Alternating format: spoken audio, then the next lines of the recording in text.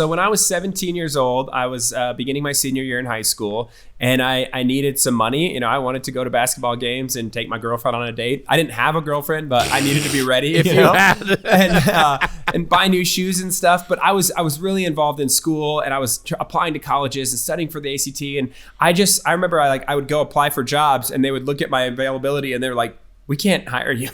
You can work here for like 30 minutes, on random 2 days a week. I was like, I got to figure out a way to make money. I thought I'll sell t-shirts. I designed a t-shirt for this school event, and it had sold better than any other fundraising t-shirt they had. And so I just borrowed a buddy's laptop, and I just started messing around. And the first t-shirt I ever designed of like an old woman walking with a cane, and then it said osteoporosis is bad to the bone. And I took that, I printed that out, and then I went table to table with this drawing, and I said, would you like to buy one of these t-shirts? And somehow enough people gave me $15 or whatever, and I was able to order that batch of shirts. And I didn't even make enough money to where I felt like I should buy one of my own shirts. I couldn't afford my own stuff. And so I just took that and poured it back into the business and just kept designing just really dumb, silly shirts. Friends don't let friends watch Friends. Nice. And Lyme disease ticks me off. I mean, it's highbrow humor that we're dealing with. But it went really well. And I got the attention of the school administration, who pulled me into the office and said, you can't run a business on school grounds. And so then I asked, well, where do school grounds end? And then after that, we just started taking things to the parking lot after school. And we'd walk out of the parking lot onto the street and trade, wares and money. Then I graduate, and I realized I just lost access to my entire customer base. And so I decided I'm going to kind of try to go to retail. And I started Googling around, and Urban Outfitters was like the coolest store that I could imagine being in.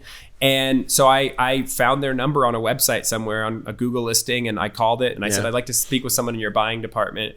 And she said, do you have a specific name? And I was like, yeah, my name's Kyle. Like, I didn't know anything about what was going on. That's great. And she's like, no, I need this name of someone in the department. She basically just gave me a hard no, like I can't page you through if you don't have a connection. And I said, well, how about I mail you some stuff? And she said, no, we don't accept unsolicited packages. And so I just kind of had this idea. I thought, you know what, like, I'm going to Trojan horse this thing. I got this old vintage suitcase, and I reupholstered the whole inside of it with cool fabric. And then I put all my t-shirts in there, and my best-selling ones. And then I actually took a folded pair of like vintage corduroy Levi's, and I cut and sewed it so it looked like a folded pair of pants, but when you picked it up, it opened up into a book, and there was like a catalog, all of our designs. And then I just blind shipped this to Urban Outfitters. And a week later, something like that, this guy calls me, and he goes, hey, my name's Don, and your suitcase is sitting on my desk. And I was like, oh, interesting. It sounds like you guys do accept unsolicited packages. So he said, hey man, we'd love to have these shirts in our store.